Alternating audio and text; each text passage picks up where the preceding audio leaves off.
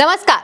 मोदी के करीबी और मध्य प्रदेश सरकार में पंचायत और ग्रामीण विकास मंत्री प्रहलाद पटेल ने जनता को भिखारी बताया। एक कार्यक्रम में पहुंचे थे, मंच पर संबोधित कर रहे थे जनता को। इसी दौरान जनता को सरेआम भिखारी करार दिया। क्या कुछ कहा है, पहले वो सुनवाएंगे, उसके बाद इस वीडियो में विस्तार से चर्चा करेंगे। अब तो सरकार से भीख मांगने की आदत लोगों की पड़ गई है। नेता आते हैं तो कागज, एक टुकड़ा दो कागज मिलते हैं उनको, मंच पर है माला पहनाएंगे और एक पत्र पकड़ा देंगे। ये अच्छी आदतें नहीं है। लेने की बजाय देने का मानस बनाइए। मैं दावे से कहता हूँ, आप भी सुखी होंगे और एक संस्कारवान समाज को हम खड़ा करेंगे। ये भिखारियों की फौज इकट्ठा करना, ये समाज को मजबूत करना नहीं है, ये समाज को कमजोर करना है। दोस्तों, मंत्री प्रहलाद पटेल गुना के सुठालिया में वीरांगना रानी अवंतीबाई की प्रतिमा का अनावरण करने के लिए पहुंचे हुए थे। इसी दौरान मंच पर जनता को संबोधित कर रहे थे और संबोधित करते करते उन्होंने क्या कहा वो कुछ देर पहले आपने सुना भी। जनता को सरेआम भिखारी कह दिया। उन्होंने कहा कि मंच पर आते हैं, माला पहनाते हैं और उसके बाद एक पर्ची हाथ में थमा देते हैं। ये मांग करना ठीक नहीं है। और उनके इस बयान के सामने आने के बाद से ही लगातार सोशल मीडिया पर उन्हें ट्रोल किया जा रहा है। कहा जा रहा है कि भाजपा जीत कर आती है। पहले जीतने से पहले जब चुनाव होते हैं उस दौरान जनता के घर जाकर हाथ पैर जोड़कर वोट मांगती है। वही जनता जब उन्हें वोट करती है, जिता देती है, उसके बाद वो जनता भाजपा के लिए भिखारी हो जाती है। वो जनता अपने काम के लिए जब मंत्री और विधायक के दर पर पहुंचती है तो मंत्री और विधायक, भाजपा के मंत्री और विधायक उन्हें भिखारी करार देते हैं, वो भी सरेआम। जब से मंत्री का ये विवादित बयान सामने आया है उसके बाद से ही लगातार उन्हें ट्रोल किया जा रहा है।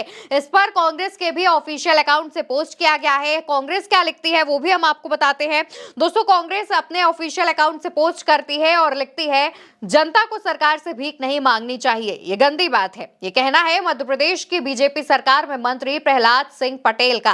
प्रहलाद सिंह पटेल साफ बता रहे हैं कि जनता को लेकर बीजेपी की क्या मानसिकता है। वे जनता को भिखारी समझते हैं और खुद को राजा।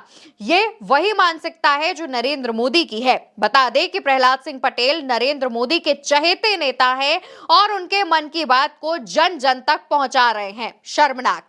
और सिर्फ इतना ही नहीं, मध्य प्रदेश में कांग्रेस के बड़े नेता जीतू पटवारी ने भी ऑफिशियल अकाउंट से पोस्ट किया है और इस बयान पर निंदा जताई है। जीतू पटवारी लिखते हैं, एक लंबा चौड़ा पोस्ट करते हैं जिसमें लिखते हैं, भाजपा का अहंकार इस स्तर पर पहुंच गया है कि वे अब जनता को भिखारी कह रहे हैं। ये कठिनाई से जूझ रहे लोगों की आशाओं और आंसुओं का अपमान है। भाजपा चुनाव से पहले झूठे वादे करती है और फिर उन्हें पूरा करने से इनकार कर देती है। जब लोग उन्हें याद दिलाते हैं तो वे बेशर्मी से उन्हें भिखारी कहते हैं। वो याद रखें, जल्द ही यही भाजपा नेता वोट मांगने आएंगे।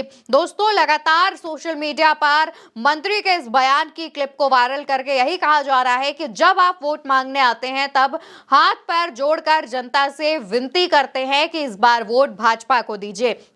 जब जनता भाजपा को वोट दे देती है उसके बाद जो भाजपा के मंत्री और विधायक हैं उनके इस तरीके के जो बयान है वो सामने आते हैं जिससे जनता भी गुस्से में है। जब से ये बयान सामने आया है उसके बाद सोशल मीडिया पर कई लोगों के रिएक्शन सामने आ रहे हैं, वो भी हम आपको बता देते हैं। दोस्तों, सोशल मीडिया पर नाहत करके एक यूजर है जो लिखते हैं, बीजेपी मंत्री का विवादित बयान, पूंजीपतियों पर पैसा लुटाने वाली बीजेपी देश के 140 करोड़ लोगों को बता रही भिखारी। मध्य प्रदेश में भाजपा सरकार के मंत्री कहते हैं। इसके बाद मंत्री के बयान को कोट करते हैं, फिर लिखते हैं, लेकिन सच ये है कि जनता अपना हक मांग रही है, सरकार की दया नहीं।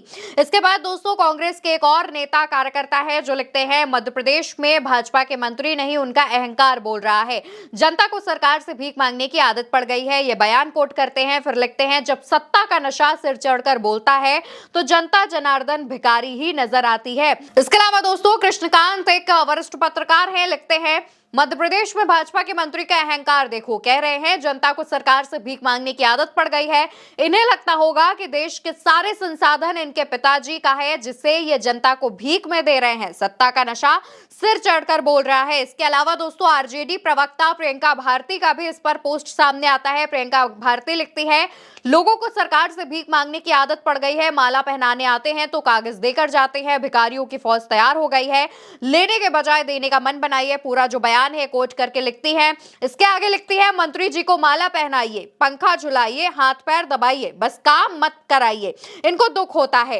इसके अलावा दोस्तों एक और यूजर है, एक और पत्रकार है रणविजय सिंह, जो लिखते हैं, लोगों को सरकार से भीख मांगने की आदत पड़ गई है, ये अच्छी आदत नहीं है, लोगों को लेने के बजाय देने का मन बनाना चाहिए। पूरा मंत्री जी का बयान कोट करते हैं। आगे लिखते हैं, मैं भी मंत्री जी से सहमत हूं, नेता मंत्री खुद की तिजोरी भरे या जनता की मांग पूरी करते घूमते रहे, लालची जनता।